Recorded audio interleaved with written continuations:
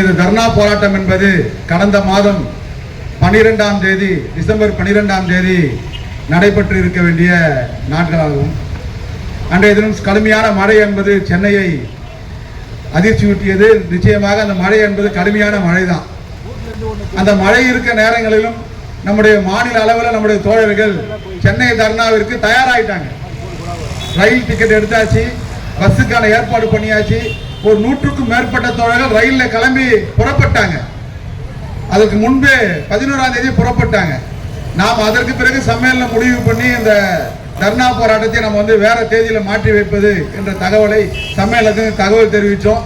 சில தோழர்கள் என்ன சொன்னாங்கன்னா, இல்ல மழையா இருந்தாலும் தர்ணாவை நம்ம நடத்தணும்ன்ற ஒரு கருத்து என்பது நம்முடைய தோழர்கள் மத்தியில இருந்தது. கடைசியாக நம்ம தோழர்கள் சொன்னாங்க, அடுத்து நீங்க முடிவு பண்ணக்கூடிய இந்த 12ஆம் தேதி என்பதை நீங்க ஜனவரி 9ஆம் தேதி என்பதை நீங்க மாத்தாதீங்க, திட்டமிட்டபடி நீங்க இந்த தர்ணா போராட்டத்தை நடத்துங்க. நம்முடைய தோழர்கள் அனைவரும் மாநிலம் முழுவதும் கேட்டுக்கொண்ட அடிப்படையில் இப்போ இந்த போராட்டம் என்பது மிக சிறப்பாக நடைபெற்றுக் கொண்டிருக்கிறது.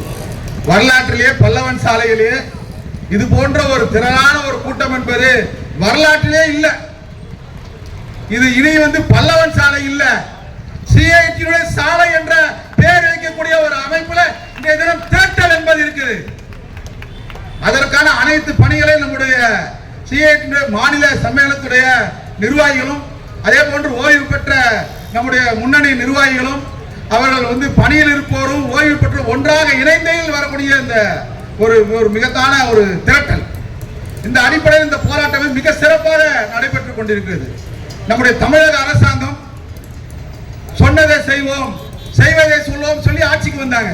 எனக்கு முன்பு பல தலைவர்கள் இந்த அரசாங்கம் எதை செய்து கொண்டிருக்கிறது என்பதை தோழர்கள் பேசியிருக்கிறாங்க. நாம் இந்த அரசாங்கத்தை திட்டவட்டமா கேட்கிறோம். 2021ஆம் ஆண்டு ஆட்சிக்கு வருவதற்கு முன்பு நீங்க சொன்னீங்க, இதையெல்லாம் செய்வோம், ஓய்வு பெற்ற டிஏ 100 நாள் முடிப்போம், போராடிக்கிற தொழிலாளர்கள் உங்களுக்கு இந்த அரசாங்கம் அண்ணா திராவிட முன்னேற்ற கழக அரசாங்கம் உங்களுக்கு ஒப்பந்தம் போடாது, உங்க பிரச்சனை தீக்காது, நாளைக்கு 2021 ஆட்சிக்கு நாங்க வந்த பிறகு செய்வோம். நீங்க ஒப்பந்தம் போடப்பட்டது. ஆனால் அரியஸ் என்பது முழுமையாக கொடுக்கப்பட்டதா, கொடுக்கப்படல. இப்போ 3 ஆண்டு ஒப்பந்தத்தை 4 ஆண்டாக மாற்றினீர்கள். எனக்கு என்னன்னா, 2021க்கு முன்பு சிஐடியும் தோமுசாவும் போன்ற கூட்டமைப்புகள் 10 ஆண்டுகள் போராடும் போது நாம் எந்த கோரிக்கையாக போராடணுமோ அந்த கோரிக்கை தொடர்ந்து கொண்டிருக்கிறது.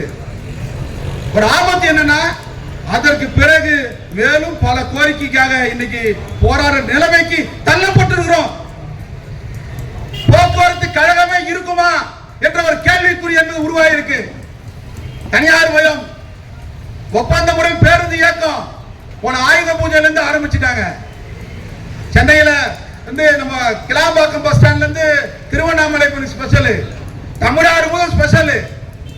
இவ்வளவு ஆண்டு காலமாக போக்குவரத்து கழகம் தான் மக்களுக்கான பண்டிகை காலங்களிலும் ஒவ்வொரு மாதமும் ஒவ்வொரு வாரத்தில் இறுதி நாட்களிலும் சிறப்பு பேருந்து இயக்கம் நடத்தி கொண்டிருக்குது. தொழிலாளர்கள் தீபாவளியும் பார்க்கல, பொங்கலும் பார்க்கல, நல்ல பண்டிகையும் பார்க்கல, மக்களுக்காக சேவை செய்து சிறப்பாக சேவை செய்து கொண்டிருக்கிறாங்க. இந்த அரசாங்கம் ஆட்சிக்கு வந்த அரசாங்கம் போக்குவரத்து கழகத்தால் அதை சரி செய்ய முடியலையா, மக்களுக்கான பிரச்சனை தீர்க்க முடியலையா. யாரை